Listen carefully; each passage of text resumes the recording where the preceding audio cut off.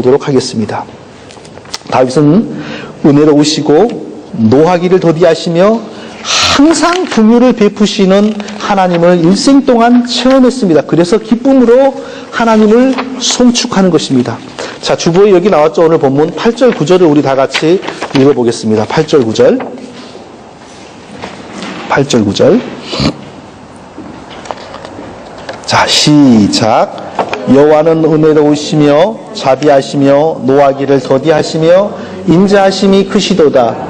여호와께서는 만유를 선대하시며 그 지으신 모든 곳에 긍휼을 베푸시도다.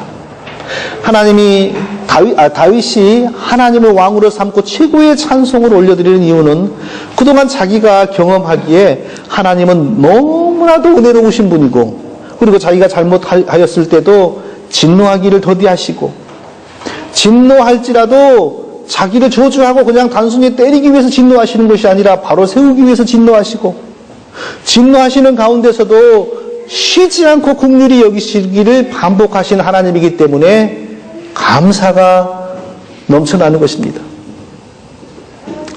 저는요, 우리 자녀들이 여기 있는데 알아듣지 못하면 좋겠는데, 귀 좀 막았으면 좋겠는데, 우리 자녀들이 여기 있는데요, 제가 아이들을 나무랄 때 화를 내고 이렇게 나무라면요, 제가 보니까 이 아이들이 내가 왜 화를 내는지 수긍을 못하는 것 같습니다.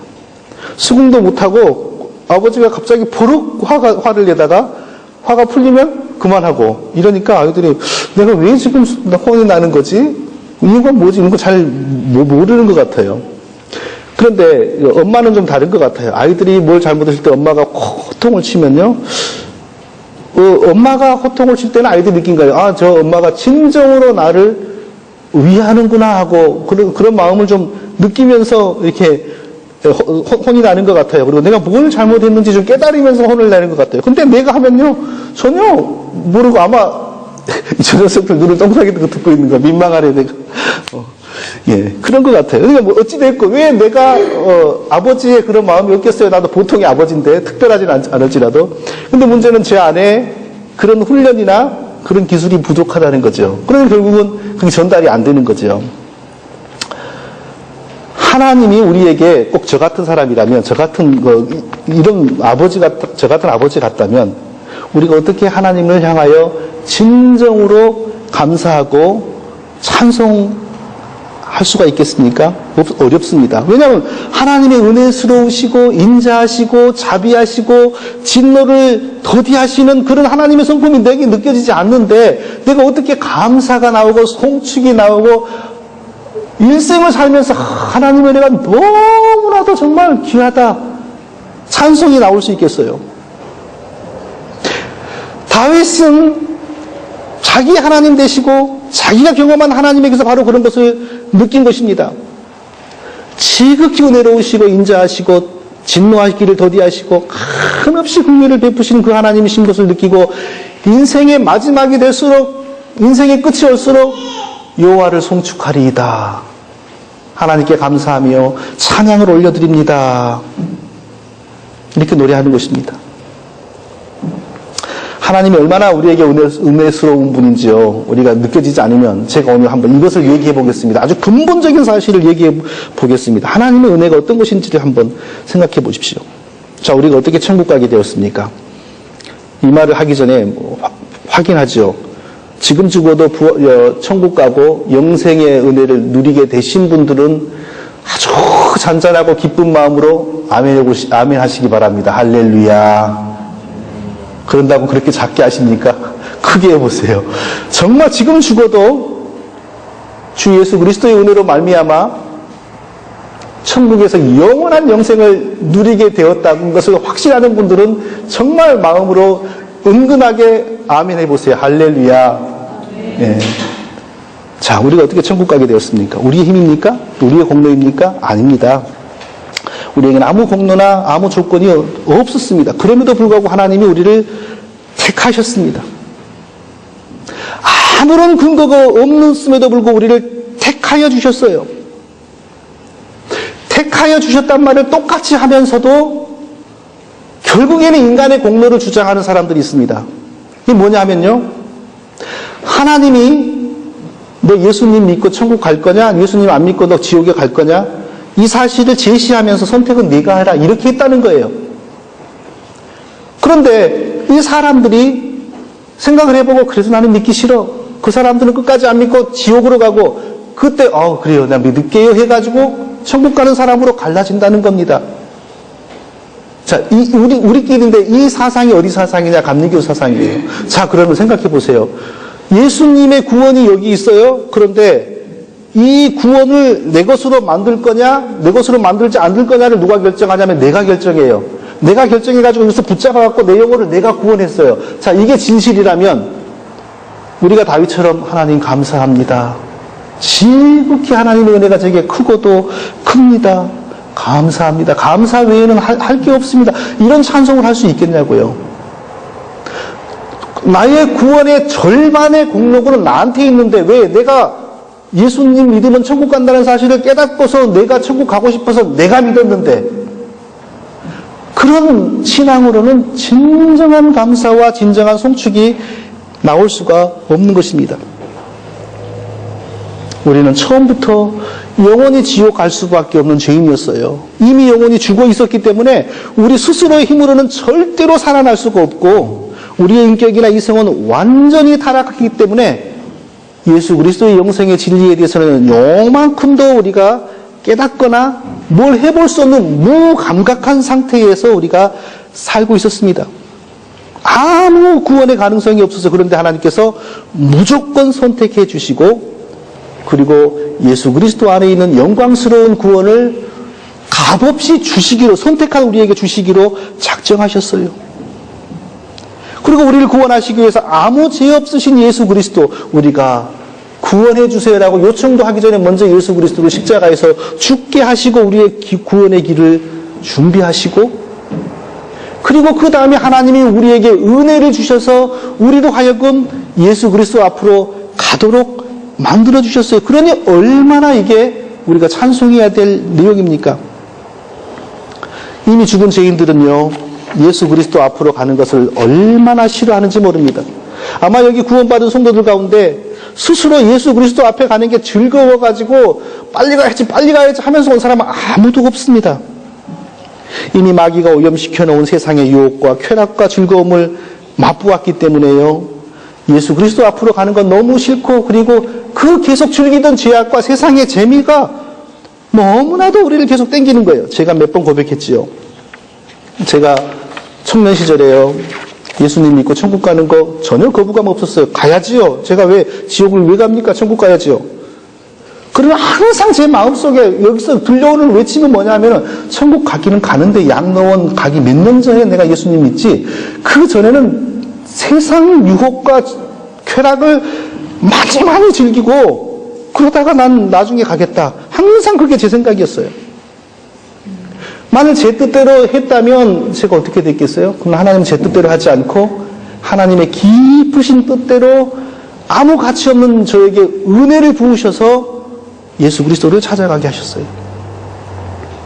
아무 공로가 없어요. 우리 힘이 아니에요.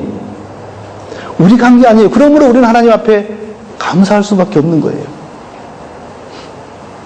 남극에 가면요, 세계 각국의 과학자들이 이렇게 건물을 짓고 계속 상주하면서 연구합니다. 그래서 미래의 어떤 그 에너지나 어떤 자원이 남극에 있다면 또 그걸 개발해야 되니까. 근데 한 번 들어가면 막 6개월씩, 1년씩 나오지를 못하고 거기서 사니까요. 정신적인 그 과학자들에게 정신적인 프로블렘이 생기는 거예요. 그래서 거기서 뭐 이상한 일이 벌어지고 뭐 그런다 그래요. 한 번은 미국의 연구기관이요, 거기서 1년인가 임기를 다 마치고 미국에 귀국하는 과학자들에게 설문조사를 했습니다. 그 남극에 갇혀서 사는 동안에 가장 그리웠던 게 뭡니까? 솔직하게 대답해 주세요. 그랬더니 과학자들, 적어도 그 과학자들이라면 전부 박사들이고 좀 유수한 그 대학이나 연구기관에 나온 사람들 아닙니까? 근데 그 사람들이 뭐라고 되냐면 가장 그리운 건 유혹이었습니다. 유혹받고 싶었습니다. 제가 미국에 살 때 유혹받은 때가 가장 생각나고 또 그런 유혹을 받고 싶었습니다. 이 대답을 했던 거예요. 그게 뭘 의미하는 거죠? 저는 솔직히 그 유혹이 뭔지 모르겠어요. 도박의 유혹이었는지, 이성의 유혹이었는지 뭔지는 모르겠어요. 근데 하여튼 죄와 쾌락에 대한 유혹을 그렇게 그리워했다는 거예요. 인간은 뼛속 깊이 죄에 물들어 있습니다. 영혼의 모든 혈관 속에는 죄의 피가 흐릅니다. 영혼과 인격의 모든 세포 속에는 죄의 힘이 배어 있습니다. 그래서요, 자동적으로 제약된 삶을 살고 자동적으로 타락한 삶을 살 수밖에 없어요. 이건 교육의 문제로 해결되지 않습니다. 박사를 10개 받아도 이 문제는 절대 해결되지 않습니다. 절대 인간은 스스로의 힘으로 죄를 극복하면서 영생의 길을 열어주시는 예수 그리스도를 찾아갈 힘을 가지고 있지를 못합니다. 오직 하나님의 은혜가 임할 때에 예수 그리스도를 발견하고 예수 그리스도를 믿음으로 사망에서 벗어나 생명에 이룰 수가 있는 것입니다. 말은 쉽지요. 이것을 체험하는 과정이 얼마나 길고 어려운데요. 다윗은 이걸 체험한 거예요. 다윗은 하나님 잘 믿고 나서도 별의별 제 입에 언급하지 못할 죄도 빠졌잖아요. 인생을 다 마치고 나서 이걸 다 돌아볼 때 하나님의 은혜가 얼마나 큰지를 깨닫고서 여호와를 송축하리이다. 하나님을 찬송합니다. 이 노래한 거예요. 저도 세상 근심에 눌리고요. 여러 가지 근심 고민에 이렇게 잠기면 감사를 잊어버리고 찬송을 잊어버리죠. 근데 종종 정신이 번쩍 들고요. 그러면 다시 생각이 납니다. 하나님이 내게 살게 해주니 복된 인생이 얼마나 값어치 있고 이게 귀한 것인가. 너무나도 귀한 은혜를 주셔서 정말 복 있는 인생을 살게 해주셨구나. 찬송하지 않을 수가 없습니다. 이 은혜를 누린 것만 해도 감사한데 이거 내가 좋아서 알고 이 길로 온 것이 아니고 하나님이 은혜 주셔서 억지로 땡겨주셔서 오늘날 여기까지 왔는데 이런 인생을 살게 해주신 것만도 감사한데 다른 사람들에게 이 인생의 진리를 가르치는 목사가 되었다. 이거 생각하면요 제가 춤을 출 정도로 기쁩니다. 안 그런 것 같습니까? 정말이라니까요. 이 기쁨이 성도님들에게 충만하시기를 예수님의 이름으로 축원드립니다. 하나님의 은혜가 얼마나 큰지 모릅니다. 우리의 인생은요 은혜로 시작하여 은혜로 마칩니다. 그러므로 찬송하지 않을 수가 없어요. 내 힘이 없어요. 은혜로 시작하여 은혜로 마칩니다. 나된 것은 하나님의 은혜입니다. 이게 괜히 하는 말이 아니고요 진짜 고백입니다. 아는 사람들은 구원받고 난 이후에도 우리는 부족하여 여전히 하나님을 실망시키는 일이 많습니다. 그런데 하나님은 여전히 노하기를 더디하시고 쉬지 않고 은혜를 베풀어 주십니다. 우리가 구원받았다고 해서 즉시로 새 사람 되나요? 새 사람이 되기를 시작하죠. 그런데 여전히 우리 속에 죄가 가득하고 죄성이 가득하여서요 오늘은 천사 같다가도 내일은 귀신같이 되기도 하고 오늘은 성결하다가 내일은 더러워지기도 하고 계속 이렇게 살아가는 거예요. 물론 점점 예수님을 닮아가는 건 분명한 사실이죠. 우리가 어떠할지라도 하나님은 쉬지 않고 우리를 긍휼을 베푸십니다.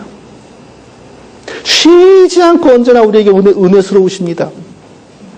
제가 지금까지 46년을 살았는데 46년 사는 동안에 하나님이 저를 가장 귀하게 써주신 때가 언제인지 저는 압니다. 근데 제가 제 스스로 하나님 앞에 정직하게 말하는 건 바로 그때도 나는 조금도 하나님 앞에 쓰임 받기에 합당하지 못했다는 거예요. 거룩하지 못했고 그리고 내가 씨름하고 있는 죄의 문제가 있었어요. 그럼에도 불구하고 하나님이 쓰임받는 자리로 몰아넣어 주시고 그리고 가장 지금까지 살아온 동안에 귀하게 쓰여지는 인생의 때를 하나님이 만들어 주셨어요. 이런 것을 생각해 보면 하나님의 은혜가 얼마나 큰지 찬송하지 않을 수가 없습니다. 우리가 의로워서 하나님 써주시는 거 아니고요. 하나님의 은혜가 처음부터 우리에게 너무 컸습니다. 우리가 거룩해서 하나님이 우리에게 귀한 선물 주시는 것이 아니고요.